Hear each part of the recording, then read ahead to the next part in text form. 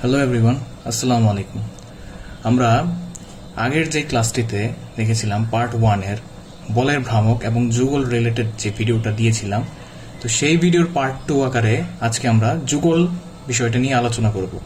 তো এটাও মানে সিমিলার টাইপের জিনিসই, অর্থাৎ এখানেও ওই বলের ভ্রামক রিলেটেড যে সূত্রটা আমরা শিখেছিলাম, তো সিমিলার টাইপের সূত্রই আমরা এখানে অ্যাপ্লাই করব, বাট একটু ডিফারেন্ট ওয়েতে। তো আমরা দেখা যাক কি করতে পারি। তো এখানে যুগল বলতে বোঝানো হয়েছে কাপল অফ ফোর্স। তো কাপল অফ ফোর্স এই ওয়ার্ডটা বা এই ওয়ার্ডগুলো দেখলে আমরা বুঝতে পারছি যে এখানে দুইটা বল কাজ করবে। তো আমরা যদি এখানে একটা সিস্টেমকে কল্পনা করি, এখানে যদি এটা একটা সিস্টেম হয়, তো এই সিস্টেমের আমরা যদি দুইটা বল কল্পনা করি, ধরা যাক এইদিকে একটা বল কাজ করছে, বলের ক্রিয়ারেখা এইদিকে, ধরা যাক এটা পি বল, এবং এইদিকে একটা বল কাজ করছে। তো এটা পরস্পর বিসদৃশ সমান্তরাল বল। তো এই ক্ষেত্রে আমরা দেখতে পাচ্ছি যে এই বলটা এই সিস্টেমটিকে ঘড়ির কাঁটার একদম অ্যান্টি ক্লকওয়াইজ, অর্থাৎ ঘড়ির কাঁটার বিপরীত দিকে ঘোরানোর চেষ্টা করছে। তো ঘড়ির কাঁটার বিপরীত দিকে ঘোরালে আমরা জানি বলের ভ্রামকের সূত্রে পজিটিভ চিহ্ন আসতো। তো এক্ষেত্রেও যেহেতু সিমিলার টাইপ, তাই আমরা এক্ষেত্রেও যেহেতু এটি অ্যান্টি ক্লকওয়াইজ ঘোরানোর চেষ্টা করছে, তাহলে আমরা এখানে পজিটিভ চিহ্ন আনবো। এই বলটাকে চিন্তা যদি করি আমরা, তাহলে এটাও দেখব যে এটা, অর্থাৎ এখানে যদি আমরা ফিক্স পয়েন্ট ধরতাম, তো এই ফিক্স পয়েন্টের সাপেক্ষে এই বলটাও এইদিকে ঘোরানোর চেষ্টা করছে এবং এই বলটাও একদম এইদিকে ঘোরানোর চেষ্টা করছে, এই ফিক্স পয়েন্টের সাপেক্ষে এইদিকে ঘোরানোর চেষ্টা করছে।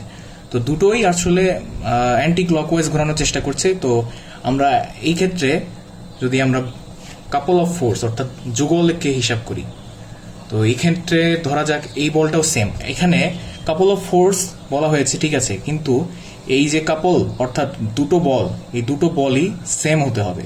অর্থাৎ আমরা যুগল যখন চিন্তা করব, তো যুগলের মানে হচ্ছে দুটা সমমানের বল কিন্তু পরস্পর বিপরীত দিকে ক্রিয়া করছে এবং সমান্তরাল, অর্থাৎ বিসদৃশ সমান্তরাল কিন্তু সমমানের বল। তো এই ক্ষেত্রে যুগল যদি আমি লিখি, তাহলে যুগল হবে, এখানে চিহ্ন হবে পজিটিভ, কারণ এটি অ্যান্টি ক্লকওয়াইজ ঘোরানোর চেষ্টা করছে। তাহলে আমরা একটু যদি মার্কিং করে দিই,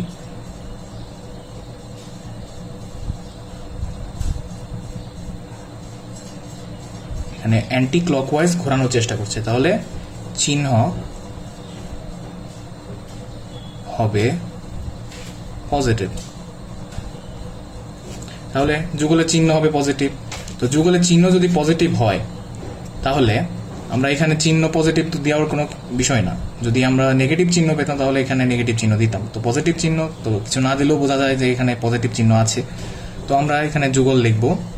এখানে এই বিন্দুটাকে এ এবং এই বিন্দুটাকে বি যদি ধরি, তাই না, তাহলে এই বল অর্থাৎ সমান বল, যেহেতু যে কোনো একটা বল, কারণ দুটো বলই সমান, তো এখানে যেহেতু আমরা দুটো সমান বল নিয়ে কাজ করছি, তো আমরা যে কোনো একটা বল এবং তাদের মধ্যবর্তী ক্রিয়ারেখার যে দূরত্ব, অর্থাৎ এই ক্রিয়ারেখা বরাবর যে কাজ করছে দুটো বলই, এবং এই যে মধ্যবর্তী দূরত্ব, এই দূরত্বের গুণফলই হচ্ছে যুগল। ঠিক আছে। তো ওই সময় আমরা যখন বলের ভ্রামক নিয়ে আলোচনা করছিলাম, তখন যে কোনো যেই বলটি ক্রিয়া করছে এবং সেই বলের ক্রিয়ারেখার হতে ফিক্সড বিন্দুর লম্ব দূরত্ব নিতাম। তো এই ক্ষেত্রে দুটো বল যেহেতু একই সিস্টেমের উপর ক্রিয়া করছে এবং এদের দিকটা হচ্ছে বিপরীত দিক, অর্থাৎ বিসদৃশ সমান্তরাল, তো এদের মাঝখানে যে দূরত্বটা, এই দূরত্ব আমরা কনসিডার করব। তো সিমিলার টাইপের সূত্রই বোঝা যাচ্ছে হয়তো। তো এক্ষেত্রে দূরত্ব হচ্ছে এবি। এখন এবিকে যদি আমরা ডি দ্বারা প্রকাশ করি, ধরলাম, যদি ধরি আর কি, ধরি এবি ইকুয়াল টু ডি, অর্থাৎ ডি মিনস ডিস্টেন্স। তো এখানে যদি ডিস্টেন্স আকারে লিখি, তো এটা হচ্ছে এই ক্ষেত্রে, অর্থাৎ এই ক্ষেত্রে যেহেতু অ্যান্টি ক্লকওয়াইজ ঘোরানোর চেষ্টা করছে পুরো সিস্টেমটাকে, তাই এখানে যুগলের চিহ্ন হবে পজিটিভ এবং যুগলটা হবে যে কোনো একটা বল নেব, কারণ দুটো বলই সেম। তো এই যে কোনো একটা বল এবং তাদের মধ্যবর্তী ডিস্টেন্সটা এর গুণফলের সমান। তো আরেকটা চিত্র যদি আমরা কনসিডার করি, যে ক্ষেত্রে ক্লকওয়াইজ ঘোরানোর চেষ্টা করবে, তো যদি ক্লকওয়াইজ ঘোরানোর চেষ্টা করে, তো এই বলটা যদি এই দিকে হয় তাহলে এই বলটা হবে এইদিকে, বোঝাই যাচ্ছে। তো এখানে যদি একটা ফিক্স পয়েন্ট থাকতো, তো এই বলটা কিন্তু ওই ফিক্স পয়েন্টের সাপেক্ষে ক্লকওয়াইজ ঘোরানোর চেষ্টা করছে, তাই না? তো এই ফিক্স পয়েন্টের সাপেক্ষে এই যে এই বলটা ক্লকওয়াইজ ঘোরানোর চেষ্টা করছে। তো এখানে যদি আমি লিখি ক্লক ওয়াইজ, তো চিহ্ন হবে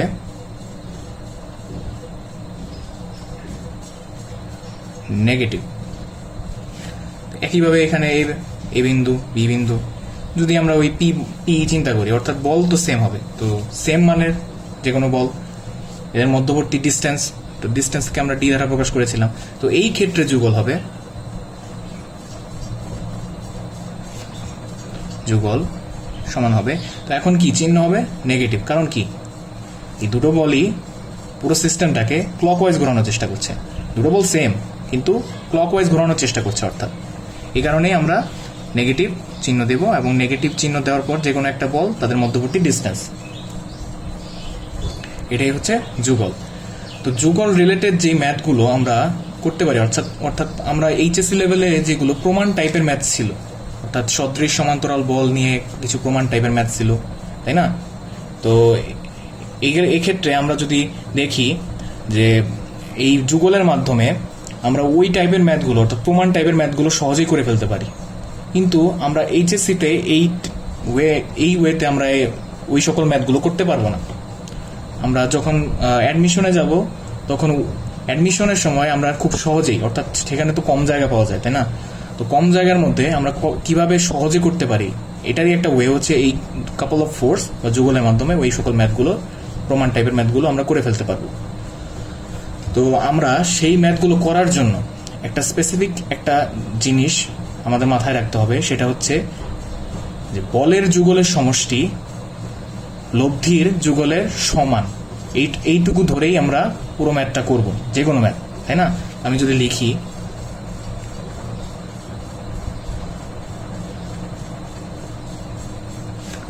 বলের যুগলের সমষ্টি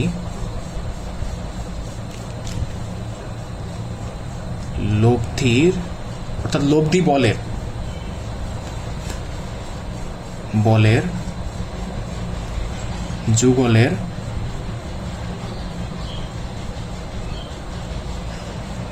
যুগলের সমান চিহ্ন তো দিয়েই দিয়েছি, যুগল লিখলেই এখানে হয়ে যাবে। তো এক্ষেত্রে এই জিনিসটা আমরা খেয়াল রাখবো, এই জিনিসটা খুবই ইম্পর্টেন্ট। এটার মাধ্যমেই আমরা যে কোনো ম্যাথ সহজেই করে ফেলতে পারবো যুগল ইউজ করে।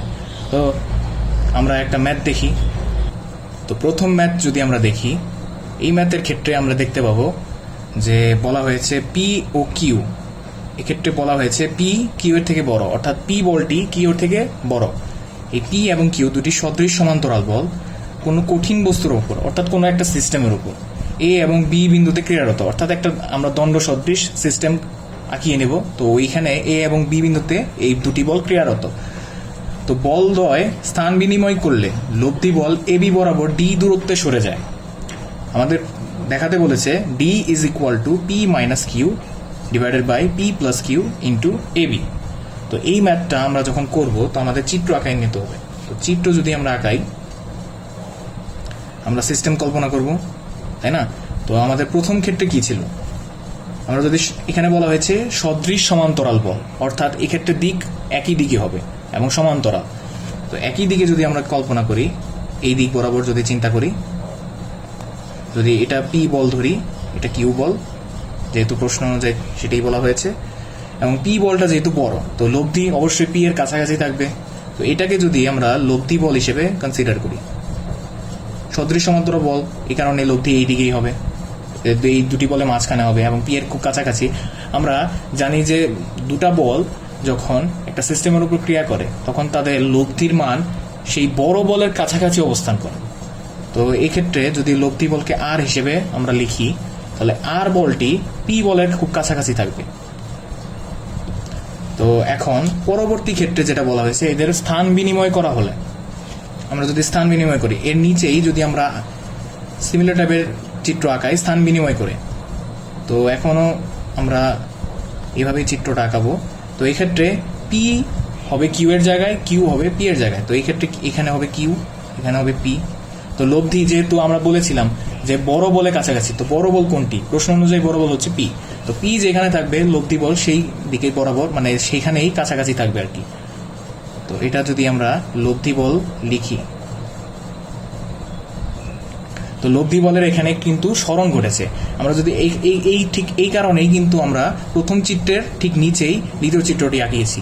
অর্থাৎ একই সিস্টেমের উপর যেহেতু আমরা বলের স্থানান্তর করেছি, তো বলের স্থানান্তর করার ফলে লব্ধি বলের দিকের যে স্মরণটা ঘটেছে, তো এই স্মরণটা আমরা নির্ণয় করব এবং সেই স্মরণটাই আমাদের দেখাতে হবে P minus Q divided by P plus Q into A B.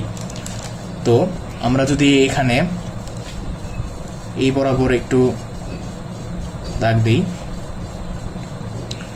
তাহলে এইখানে এতটুকু ডিস্টেন্সের কিন্তু স্মরণ হয়েছে। আমরা যদি দেখাই আর কি, নিচে নিচে আঁকানোর কারণই হচ্ছে এখানে ডিস্টেন্সের যে একটা তফাৎ হয়েছে। অর্থাৎ এটা পূর্বে এই পয়েন্টে কাজ করছিল, কিন্তু এখন তো এই পয়েন্টে কাজ করছে, তাই না? তো এই পয়েন্টে সরে আসার জন্য কতটুকু স্মরণ ঘটেছে। তো এটা যদি আমরা এক্স ধরি, বা আমরা এক্স না, এখানে বলা প্রশ্নে যেহেতু বলা হয়েছে ডি, তো ডি দূরত্বে সরে গেলে তো আমরা ডি ধরবো, তাই না? তো আমরা যদি এখানে এটা ডিস্টেন্সটা ডি ধরি, তো আমরা যুগলের অ্যাপ্লিকেশন এখানে করব। তো যুগল অ্যাপ্লাই করে এই ম্যাথটা কিভাবে করা যায় সেটা দেখা যাক। তো আমরা যেহেতু এখানে দুইটা বলেরই স্থানান্তর ঘটেছে, তো এখানে পি এর জন্য আমাদের যুগল নির্ণয় করতে হবে, কিউ এর জন্য যুগল নির্ণয় করতে হবে, এবং লব্ধি বল সেটার জন্য যুগল নির্ণয় করতে হবে। কিছুক্ষণ আগেই বলেছিলাম যে বলের যুগলের সমষ্টি লব্ধি বলের যুগলের সমান। অর্থাৎ আমরা যদি এখানে পি এবং কিউ এর যুগল নেই, তাদের যুগলের সমষ্টি হবে লব্ধি বলের যে যুগল সেটার সমান। তো পি বলের ক্ষেত্রে আমরা যদি লিখি এখানে, তো পি বলের ক্ষেত্রে, তো এখানে আবার আমরা সিস্টেমটা ছোট করে আগে, তো সিস্টেমটা আমরা যখন এটা ধরা যাক, এখানে আমরা এই বিন্দুগুলো চিহ্নিত করে দিই, এ বিন্দু বি বিন্দু, প্রশ্ন অনুযায়ী যেটা বলা ছিল, তাই না? তো আমরা এখানেও এ বিন্দু বি বিন্দু দিয়ে দিলাম। জাস্ট আমরা দেখানোর চেষ্টা করছি যে এখানে আমরা ওই একই সিস্টেমটা আঁকিয়েছি কিন্তু একটু ছোট করে। তো এখানে ছিল পি বল, তাই না? তো এই পি বলকে সরানোর জন্য, এই পি বলকে যদি আমরা সরাই, তাহলে এইখানে এর বিপরীত দিক বরাবর আরেকটা বল রাখবে, যেহেতু নিউট্রাল করতে হবে, তাই না? তো এইদিকে যদি একটা বল ক্রিয়ারত অবস্থায় থাকে, তো এটাকে নিউট্রাল না করে তো আমরা এই বলটাকে এই পাশে আনতে পারবো না। তো এর বিপরীত দিকে সেম পরিমাণ বল, অর্থাৎ এখানে যদি পি কাজ করছিল, তাহলে এই বরাবর পি এর সমান বল লাগবে, তাই না? তো আমরা পরবর্তীতে কি করেছি, সেকেন্ড স্টেপে আমরা এই বলটাকে এখানে সরিয়ে নিয়েছি। তাহলে পরের চিত্র অনুযায়ী হবে, এই বরাবর তো আমরা একটা পি বল অ্যাপ্লাই করেই তো পি বলটাকে কিউ বলের স্থানে, অর্থাৎ এই বরাবর তো কিউ ছিল, তাই না? তো কিউ বলের স্থানে আমরা সরিয়ে নিব। তো কিউ বলের কনসিডার আমরা পরে করব, যখন কিউ বলের নিয়ে আমরা যুগল হিসাব করব। তো এখানে এই বরাবর আমরা স্থানান্তর করেছি, অর্থাৎ কিউ এর জায়গায় এখন পি অবস্থান করছে। তো এই বরাবর তো পি ছিল, তাই না? তো পিটাকে নিউট্রাল করার জন্য পি যেই দিকে ক্রিয়া করছিল তার বিপরীত দিকে একই পয়েন্টে আমরা আরেকটা বল নিয়েছি। তো এই ক্ষেত্রে দেখা যাচ্ছে আমরা যুগলের যে কনসেপ্টটা দেখেছিলাম, যে সমমানের বল পরস্পর বিসদৃশ সমান্তরাল। তো মাঝখানের ডিস্টেন্সটা হচ্ছে কত? মাঝখানের ডিস্টেন্সটা যদি আমরা এ বি বিন্দু ধরেছিলাম, তো মাঝখানের ডিস্টেন্সটা হচ্ছে এ বি এর সমান, তাই না? তাহলে এখানে যুগল হবে। এখন দেখতে হবে যে এটা অ্যান্টি ক্লকওয়াইজ না ক্লকওয়াইজ ঘোরানোর চেষ্টা করছে। তো এখানে যদি আমরা ফিক্স পয়েন্ট হিসাব মানে কল্পনা করে নিই আর কি, তো এই ফিক্স পয়েন্টের সাপেক্ষে এই বলটা ক্লকওয়াইজ ঘোরানোর চেষ্টা করছে, এই ফিক্স পয়েন্টের সাপেক্ষে এই বলটা ক্লকওয়াইজ ঘোরানোর চেষ্টা করছে। তো চিহ্ন হবে কি? ক্লকওয়াইজ ঘোরালে চিহ্ন হবে নেগেটিভ, বলের ভ্রামকের সূত্রের মতোই। তো এখানে চিহ্ন হবে নেগেটিভ। এখন চিহ্ন নেগেটিভ, পরবর্তীতে আমরা দেখব যে যুগলের সূত্র অনুযায়ী যে কোনো একটা বল, অর্থাৎ বলটা তো সমান, তাই না? আমরা এখানে নিয়েছিলাম জাস্ট নিউট্রাল করার জন্য। তো যে কোনো একটা বল, তাদের মধ্যবর্তী ডিস্টেন্স হচ্ছে এ বি। তো আমরা এতটুকু পেলাম, এতটুকু পি এর ক্ষেত্রে আমরা পেলাম। তো আমরা একইভাবে কিউ এর ক্ষেত্রে নির্ণয় করব। তো কিউ এর ক্ষেত্রে আমরা খুব বেশি ডিটেলসে চিত্র না আঁকিয়ে জাস্ট মেইন চিত্রটা যেটা হবে সেটা আঁকাই। তো কিউ এর ক্ষেত্রে কিউ বল প্রথমে ছিল এই বরাবর, তাই না? তো এই বরাবর কিউ থাকার কারণে একে এখন এই বরাবর আনতে হবে। তো এই পয়েন্টে আনার জন্য এই যে এই পয়েন্টে ও কাজ করছিল তার বিপরীত দিকে সমমানের অর্থাৎ কিউ পরিমাণই বল বিপরীত দিকে ক্রিয়া করতে হবে, তাই না, নিউট্রাল করার জন্য। তাহলে এই দিকে আমরা কিউ নিব এবং এই দিকে কিউ সরে আসার পর এই বিন্দুতে অবস্থান করছে অর্থাৎ পি এর স্থানে অবস্থান করছে। তো এই বিন্দুটা হচ্ছে এ এবং এটা হচ্ছে পি বি, তাই না? তো এখন মাঝখানের ডিস্টেন্স হচ্ছে এ বি। তো এই ক্ষেত্রে যুগল হবে এক্ষেত্রে কোন দিকে ঘোরানোর চেষ্টা করছে? Anti clockwise. এক্ষেত্রেও অ্যান্টি ক্লকওয়াইজ। তো অ্যান্টি ক্লকওয়াইজ হলে কি চিহ্ন পজিটিভ, তো পজিটিভ চিহ্ন দেওয়ার কোনো দরকার নেই। নেগেটিভ হলে তো আমরা এক্সট্রাভাবে দিতাম, তাই না? তো পজিটিভ চিহ্ন না দিলেও তো আমরা বুঝি যে এখানে পজিটিভ আছে। তো এই ক্ষেত্রে যে কোনো একটা বল তাদের মধ্যবর্তী ডিস্টেন্স নিয়ে যুগল আমরা নির্ণয় করলাম, সেটা হচ্ছে কিউ এর জন্য, তাই না? এখন লব্ধির জন্য। তো আমরা যদি লব্ধির কথা চিন্তা করি, আর লব্ধিকে আর দিয়ে প্রকাশ করেছিলাম আমরা। তো লব্ধি আর এর জন্য একইভাবে এই যে এই চিত্রটা খেয়াল করলে তোমরা বুঝতে পারবে যে এখানে কি হয়েছে, তাই না? তো এইখানে এই বলটা লব্ধি বলটা এইখান থেকে এই বিন্দুতে ট্রান্সফার হয়েছে। তো এখানে ট্রান্সফার হওয়ার জন্য এই বরাবর আরেকটা বল বিপরীত দিকেও নিউট্রাল করার জন্য তো এই সমমানের বল অর্থাৎ আর পরিমাণ বলই এই বিন্দুতেই বিপরীত দিকে ক্রিয়া করাতে হবে। তাহলে চিত্রটা হবে এটা হবে আর এবং ক্ষেত্রে এটা। কিন্তু এক্ষেত্রে ডিস্টেন্স কত? এক্ষেত্রে কিন্তু এদের মাঝখানের ডিস্টেন্স হচ্ছে ডি, যেটা প্রশ্ন অনুযায়ী বলা আছে ডিস্টেন্স হচ্ছে ডি। তাহলে যুগল হবে এক্ষেত্রে কোন দিকে ঘোরানোর চেষ্টা করছে? ক্লকওয়াইজ। এটাও ক্লকওয়াইজ। তাহলে চিহ্ন হবে নেগেটিভ। নেগেটিভ চিহ্ন এবং যে কোনো একটা বল মাঝখানে ডিস্টেন্স। আমরা লব্ধির যুগল পেয়ে গেলাম। তো আমরা তিনটা যুগল কিন্তু পেয়েছি। তো আমরা জানি বলের যুগলের সমষ্টি ইজ ইকুয়াল টু লব্ধির যুগল। সেই অনুযায়ী লিখি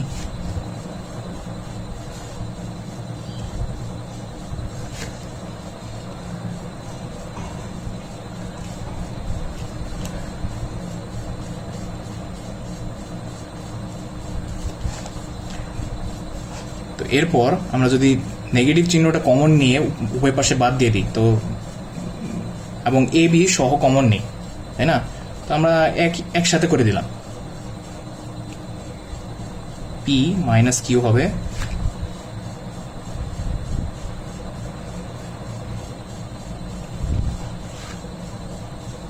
এবং এক্ষেত্রে হবে মাইনাস আর ডি। তো এখানে যেহেতু জায়গা নেই তো আমরা এই পাশেই লেখার চেষ্টা করি, বা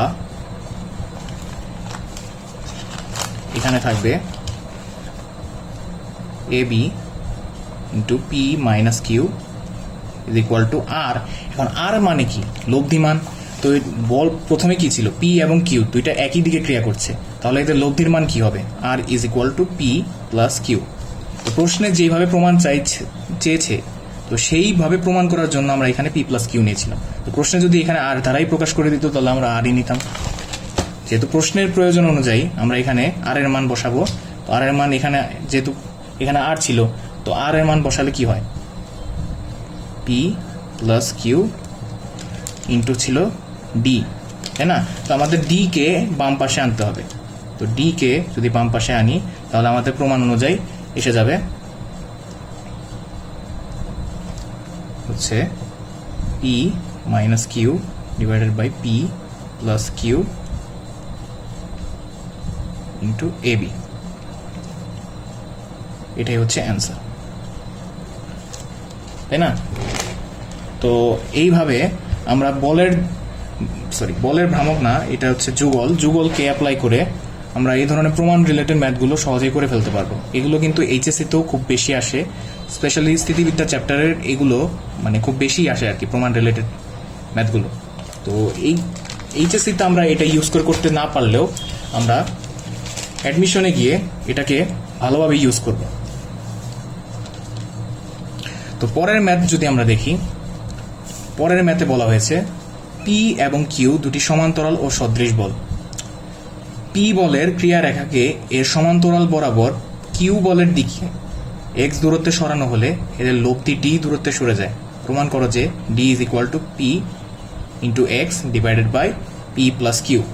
তো এই ম্যাথটাও আমরা যুগল অ্যাপ্লাই করে করব। তো প্রথম ম্যাথে আমরা অনেকগুলো চিত্র আঁকিয়েছিলাম জাস্ট বোঝানোর জন্য যে আসলে আমরা কি করছি।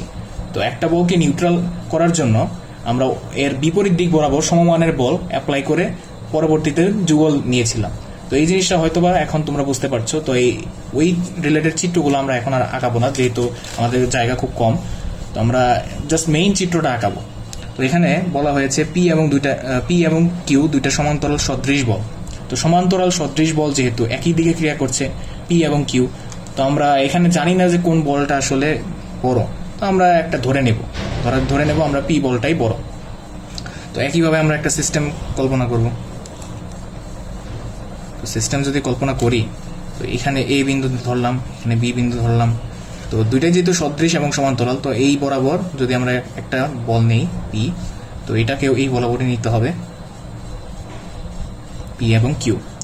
তো মাঝখানে ডিস্টেন্স হচ্ছে এ বি। তো কিউ বলের দিকে আমরা পি বলটাকে একটু সরিয়ে নেব। তো পরবর্তীতে চিত্র কোনটা হবে এটা যদি আমরা আঁকাই, এখানে আরেকটা ওই সিস্টেমটাই আঁকাবো, কিন্তু এখন আর পি বল এই বিন্দুতে ক্রিয়া করবে না। অর্থাৎ এখানে যেহেতু এ ছিল, এখানে বি ছিল, তো পি বলটা সামান্য সরে গিয়ে একই বরাবর সামান্য সরে যাবে এবং কিউ এর অবস্থানের কোনো পরিবর্তন হবে না, কিউ এর জায়গায় থাকবে। তো এই ডিস্টেন্সটা, অর্থাৎ এখানে এই যে এখানে ডট ডট দিয়ে যদি আমরা একটু দেখানোর চেষ্টা করি, এই যে এই মধ্যবর্তী যে ডিস্টেন্সটা এখানে প্রশ্ন অনুযায়ী বলা হয়েছে সেটা হচ্ছে এক্স। তো এই ডিস্টেন্সটা হচ্ছে এক্স, তাই না? তো আমাদের প্রমাণ করতে বলেছে যে এই যে পি এর সরণ ঘটলো, তো এই পি এর সরণের কারণেই তো আমরা লব্ধিরও সরণ দেখতে পাবো, তাই না? তো লব্ধির সরণ যখন আমরা দেখাবো, তো লব্ধির যদি আমি ধরি এই বরাবর ক্রিয়া করছিল, তাই না? লব্ধিকে আমরা আর দ্বারা প্রকাশ করলাম এবং আর এর মান হচ্ছে পি প্লাস কিউ। যাতেও পরবর্তীতে আমরা এটা মান বসাবো, যেহেতু প্রশ্নে বলা হয়েছে পি প্লাস কিউ এখানে থাকবে। তো আমরা পি কে যেহেতু আমরা কিউ এর দিকে সরিয়ে নিয়েছি, তো আর এরও ওই দিকে সরণ ঘটবে। তো আর ধরলাম আমরা এই পয়েন্টে সরে এসেছে। তো আর এর সরণের জন্য আমরা এখানে ডট ডট চিহ্ন দিয়ে যদি দেখাই, তো আর এর সরণ ঘটেছে কত? ডি পরিমাণ। তো লব্ধি অর্থাৎ আর এর ডি পরিমাণ সরণ ঘটেছে আগের ম্যাথের মতো। তো আগের ম্যাথে আমরা জাস্ট স্থান বিনিময় করেছিলাম, কিন্তু এই ম্যাথে পি এর জাস্ট অবস্থান চেঞ্জ করেছি এবং কিউ এর অবস্থান আগের অবস্থানেই রয়ে গেছে। তো কিউ এর অবস্থানে চেঞ্জ হয়নি, জাস্ট পি এর সরণের কারণে যে লব্ধির সরণ ঘটেছে এখানে প্রশ্ন অনুযায়ী সেটাই বলা হয়েছে। তো প্রমাণ করতে হবে এই ডি অর্থাৎ লব্ধির যে যতটুকু সরণ ঘটেছে, এই D is equal to P into X divided by P plus Q. তো আমরা বলের যে আমরা ক্ষেত্রে দেখেছি যে যুগল অ্যাপ্লাই করে আমরা এই ধরনের ম্যাথ করতে পারি। তো দেখা যাক এই ম্যাথে করা যায় কিনা।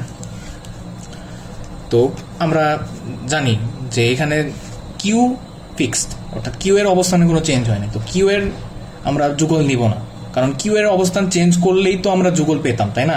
কারণ কিউ এর অবস্থান যদি চেঞ্জ করা হতো, তো কিউ এর অবস্থান চেঞ্জ করার জন্য এখানে নিউট্রাল করার জন্য বিপরীত দিকে একটা সমপরিমাণ অর্থাৎ কিউ পরিমাণ বল ক্রিয়া করাতে হতো।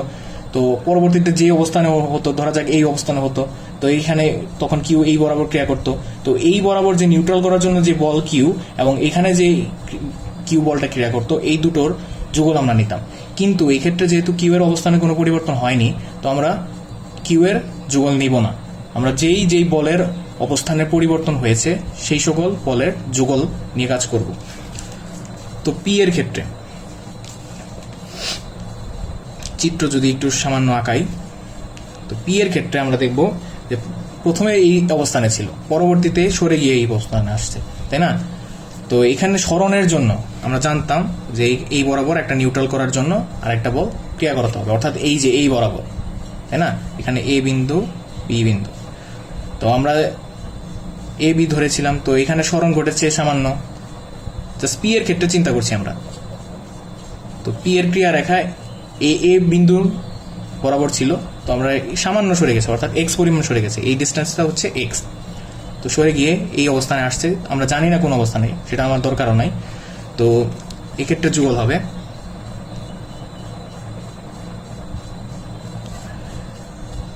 এটা কোন দিকে ঘোরানোর চেষ্টা করছে, এটা আমরা যদি চিন্তা করি ক্লকওয়াইজ ঘোরানোর চেষ্টা করছে। তো ক্লকওয়াইজ ঘোরানোর চেষ্টা করলে যুগলের চিহ্ন কি হবে? নেগেটিভ।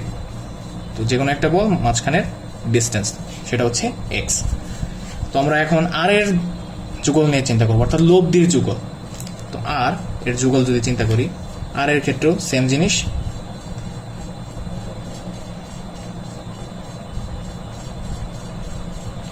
তো এই বরাবর আর কাজ করছিল, তো এটাকে নিউট্রাল করার জন্য এই দিকে আরেকটা আর আমরা দিয়েছিলাম, তাই না? তো এই আর এর এখন নতুন অবস্থান হচ্ছে এটা। আমি জাস্ট এই অংশটুকু এখানে ছোট করে ব্যাখ্যা করছি। তো মাঝখানে ডিস্টেন্স কত? ডি, প্রশ্ন অনুযায়ী। তো এই ক্ষেত্রে যুগল কি হবে?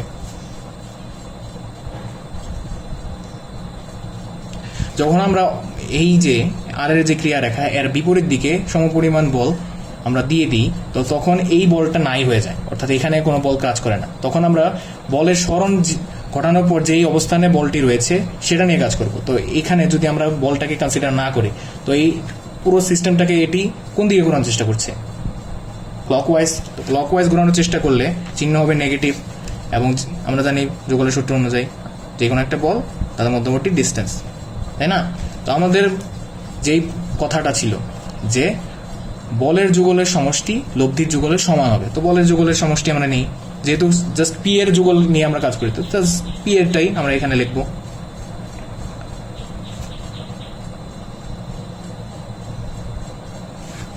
তো মাইনাস মাইনাস দুই পাশ থেকে কাটা চলে যাবে, থাকবে হচ্ছে P X by R into D, বা ডি কে যদি আমরা বাম পাশে আনি পি এক্স বাই আর, যেটা আসলে P X by P plus Q. কারণ আর মানে কি? এখানে আর মানেই হচ্ছে কিন্তু পি প্লাস কিউ, অর্থাৎ পি আর কিউ এর লব্ধি। যেহেতু পি আর কিউ সদৃশ সমান্তরাল বল, তাই এই পি এবং কিউ এর লব্ধি হচ্ছে আর, যেটা হচ্ছে পি প্লাস কিউ। তো আমরা প্রমাণ করতে পেরেছি, প্রমাণিত।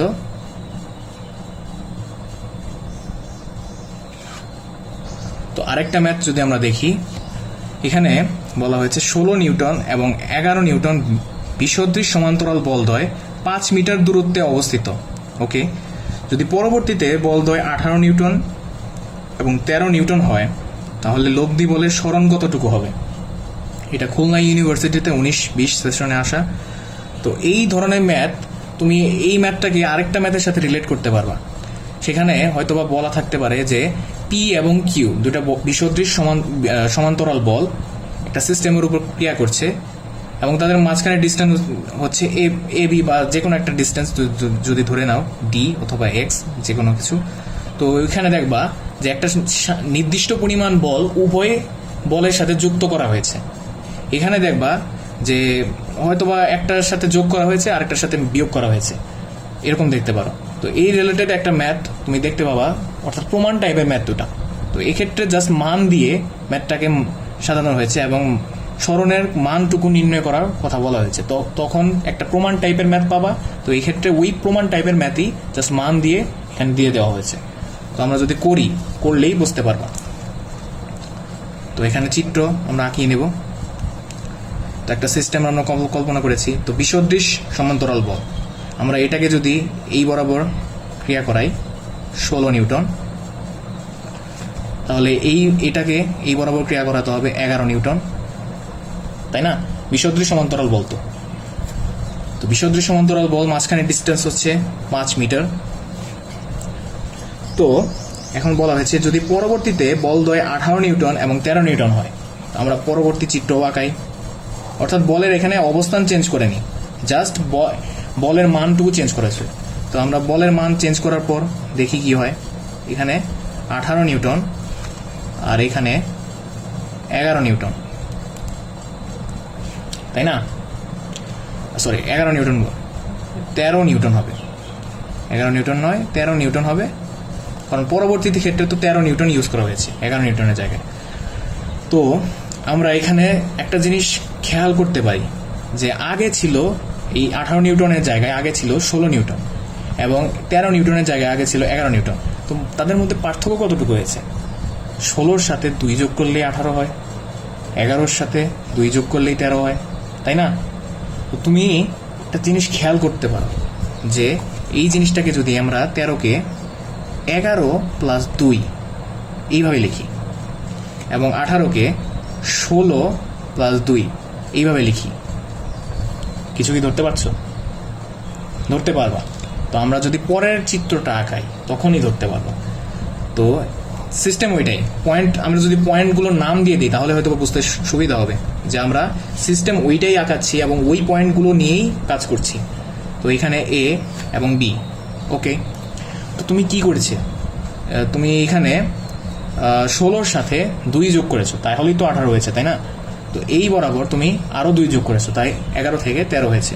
তো তুমি এখানে জাস্ট ওই 2 যোগ করার ঘটনাটা যদি কল্পনা করো, এই বরাবর তুমি 2 যোগ করেছো 2 নিউটন, এই বরাবরও তুমি 2 যোগ করেছো, এখানেও 2 নিউটন। কিছু কি ধরতে পারছো? সেম বল, পরস্পর বিসদৃশ এবং সমান্তরাল। তো এটা কি যুগলের ম্যাথ না? তো আমরা যুগল দিয়েই তো এটা করে ফেলতে পারি, তাই না? তো এখানে চাইছে, এখানে লব্ধি বলের সরণ এর কথা বলা হয়েছে। তো এখানে যেহেতু একটা লব্ধি বল কাজ করবে এবং লব্ধি বল কার কাছাকাছি থাকবে? বড় বল যার, তার কাছাকাছি থাকবে। তো বড় বল এখানে হচ্ছে 16। তো এখানে আমরা জানি যে বিসদৃশ সমান্তরাল বলের ক্ষেত্রে লব্ধি এদের মাঝখানে না, যে কোনো একটা বলের বাইরে, মানে এদের মাঝখানে থাকতে পারবে না। কাছাকাছি যে কোনো একটা বলের, অর্থাৎ বড় বলের কাছাকাছি, কিন্তু এদের মাঝখানে থাকতে পারবে না। তো এইখানে যদি আমরা এই বরাবর বলটাকে কনসিডার করি, অর্থাৎ কারণ এই বলটাই বড়, তো আলটিমেটলি লব্ধির দিক তো এই দিক বরাবরই হবে। তো লব্ধি যদি চিন্তা করি, এখানে লব্ধি কত হবে? 16 মাইনাস 11 কত হবে? 5 নিউটন। আমরা যদি এই ক্ষেত্রেও যদি লব্ধি চিন্তা করি কত হবে? এক্ষেত্রে কিন্তু লব্ধির একটা সরণ হবে, তাই না? তো লব্ধির সরণটা কেমন হবে এইটাই তো আমরা জানার বিষয়। তো কতটুকু সরণ হবে? তো আমরা যদি চিন্তা করি যে লব্ধি আরেকটু কাছাকাছি চলে এসেছে, তো এখানে এই বরাবর না, এইখানে এটা যদি চিন্তা করি, এটাকে যদি লব্ধি চিন্তা করি, তাহলে 18 মাইনাস 13 যেটা হচ্ছে 5 নিউটন, তাই না? তো এইখানে আমরা যদি ডট ডট চিহ্নর মাধ্যমে এটা দেখানোর চেষ্টা করি, তো লব্ধির কিন্তু কিছু সরণ ঘটেছে, লব্ধি কিন্তু ওই পয়েন্টে নাই, তাই না? তো লব্ধির যেহেতু সরণ ঘটেছে, তাই লব্ধির এই সরণটাই আমাদের নির্ণয় করতে হবে। এবং সরণটা যদি আমরা এক্স ধরি, অর্থাৎ ধরলাম এই যে এইখানেও ডট ডট চিহ্নের মাধ্যমে যদি দেখাই যে এই ডিস্টেন্সটা হচ্ছে এক্স, তো এক্স এর মানটাই আমাদের নির্ণয় করতে হবে। তো আমরা এখানে কি কি নিয়ে কাজ করব যুগলের ক্ষেত্রে? আমরা জানি বলের যুগলের সমষ্টি লব্ধির যুগলের সমান। তো এই লব্ধির এখানে একটা যুগল ঘটেছে, তো আমরা যদি লব্ধির যুগলটাই আগে নিই, তো লব্ধির ক্ষেত্রে যদি লব্ধির যুগলটা নিয়ে কাজ করি, তো লব্ধি এখানে কত? 5, পরের ক্ষেত্রেও তো 5ই, তাই না? তো আমরা জানি যুগলের ক্ষেত্রে বলের মান সেম হতে হবে। তো তো লব্ধি এই পয়েন্টে কাজ করছিল, ঠিক আছে? তো পরবর্তী ক্ষেত্রে লব্ধির সরণ ঘটেছে এই দিক বরাবর, তো সরণ ঘটার পর তার অবস্থান হয়েছে এই পয়েন্টে। কিন্তু আমরা জানি যে কোনো একটা বলকে স্থানান্তর করার সময় এই আগে যে পয়েন্টে কাজ করছিল তার বিপরীত দিকে ওই পরিমাণ বলেই কাজ করাতে হবে, অর্থাৎ এইভাবে নিউট্রাল করতে হবে। তাহলে এখানেও 5, এখানেও 5, এখানেও 5, তাই না? এবং পরের চিত্রটা যদি আঁকাই, তাহলে চিত্রটা এইরকম দেখতে হবে। মাঝখানে ডিস্টেন্স আমরা ধরেছিলাম এক্স, তাই না? কতটুকু সরবে এটাই তো আমাদের জানতে হবে। তো আমরা যুগল যদি লিখি, যুগল কোন দিকে ঘোরানোর চেষ্টা করছে? ক্লকওয়াইজ, এইদিকে ক্লকওয়াইজ, চিহ্ন হবে নেগেটিভ। তো যে কোনো একটা বলের মান মাঝখানে ডিস্টেন্স, তো তো লব্ধির যুগল আমরা পেলাম, তাই না? তো আমাদের এখন দরকার বলের যে যুগলটা। বল এখানে কতটুকু আমরা বাড়িয়েছিলাম, আগে তো 16 ছিল, এখানে 11 ছিল, পরবর্তীতে 18 হয়েছে এবং 13 হয়েছে। তো জাস্ট 2 নিউটন বলেরই কিন্তু কাজ হয়েছে, মানে আমরা 2 নিউটন বলই বাড়িয়েছি। তো আমরা 2 নিউটন বল নিয়েই যুগল হিসাব করব। তো এই ক্ষেত্রে যদি যুগল হিসাব করি, কোন দিকে ঘোরানোর চেষ্টা করছে? Anti clockwise. তো এই ক্ষেত্রে যুগল হবে অ্যান্টি ক্লকওয়াইজ হলে কি চিহ্ন পজিটিভ, তাই না? চিহ্ন কিন্তু পজিটিভ হবে। তো চিহ্ন যেহেতু পজিটিভ, তাহলে আমরা যে কোনো একটা বল 2 এবং তাদের মাঝখানে ডিস্টেন্স কত? এ বি এর মাঝখানে ডিস্টেন্স কত ছিল? এ বি এর মাঝখানে ডিস্টেন্স 5। প্রশ্ন অনুযায়ী বলা আছে, কিন্তু প্রশ্ন অনুযায়ী এ বি এর মাঝখানে ডিস্টেন্স কিন্তু 5, তাই না? আমরা কিন্তু এটাই আগে চিত্র আঁকিয়েছিলাম। পরে আমরা যখন লব্ধির চিত্র আঁকানোর প্রয়োজন হয়েছে, তখন আমরা এখানে বাড়িয়ে লব্ধির চিত্রটা আমরা দেখিয়েছিলাম। তো এই ক্ষেত্রে এই মাঝখানের ডিস্টেন্স হচ্ছে 5।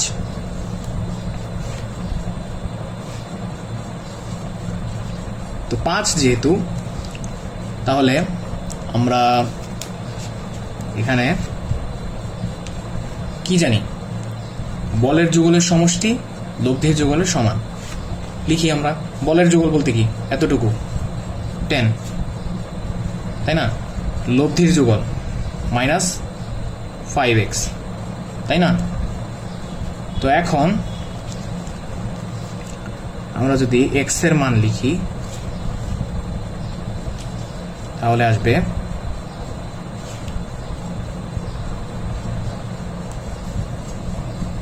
-2, তাই না? এটাই হচ্ছে অ্যান্সার। তো অনেকের প্রশ্ন থাকতে পারে, এখানে দূরত্ব নেগেটিভ আসলো কেন? আমরা এখানে জাস্ট যে চিত্রটা আঁকাইছি, তাই না? তো এই চিত্রটা যখন আঁকিয়েছিলাম, তো এই চিত্র যখন আঁকানোর সময় আমরা এখানে ভুল করেছি। তো এটা ভুল না, আসলে আমরা তো জানি না যে কোন দিকে সরে যাবে, তাই না? তো আমরা জাস্ট একটা আনুমানিক চিত্র আঁকিয়েছিলাম যে আমরা এটা এই দিকে সরে যাবে। তো এখানে নেগেটিভ আসার মানে হচ্ছে এই বলটা আরো কাছাকাছি না, আরো একটু দূরে সরে যাবে, তাই না? তো এখানে যদি দূরে সরে যেত, তাহলে আমরা যদি আঁকাই, এইখানটা যেহেতু জায়গা আছে, তো দূরে সরে গেলে বলটা আগে ছিল এই পয়েন্টে, যদি ধরি, তো এখান থেকে দূরে সরে গেছে, তাই না? তো দূরে সরে এই পয়েন্টে আসছে। আর তো এই ক্ষেত্রে আমরা যদি এখানে নিউট্রাল করতে চাই, তাহলে এখানে তো প্রাথমিকভাবে ছিল, তো পরবর্তীতে দূরে সরে তো যেহেতু গিয়েছে, তো মাঝখানের ডিস্টেন্স হচ্ছে এক্স, তাই না? যতটুকু দূরে সরে গেছে ওইটাই তো আমরা এক্স ধরেছি এবং এক্স এর মান নির্ণয় করেছি। তো আমরা এই প্রথম ক্ষেত্রে কি করেছিলাম, যে এটা আর কাছাকাছি চলে এসেছে, কিন্তু পরে দেখা গেছে যে এটার মান নেগেটিভ আসছে। তার মানে কি, এটা কাছাকাছি চলে আসেনি, এটা দূরে সরে গেছে। তো এটা দূরে সরে যাওয়ার কারণেই আমরা এখানে যেটা ধরে করেছিলাম সেই অনুযায়ী মাইনাস আসছে। তো আমরা যদি এইভাবে করি, আমি সেটাই দেখানোর চেষ্টা করছি, যে আমরা অ্যাকুরেটলি যেটা হয়েছে সেটা নিয়ে যদি কাজ করি, তাহলে কি আসবে? তো এখানে আর, তো এই বলটা যেহেতু এখন নাই, কারণ এইটাকে নিউট্রাল করার জন্যই তো বিপরীত দিকে সেম মানের বল ক্রিয়া করা হয়েছে।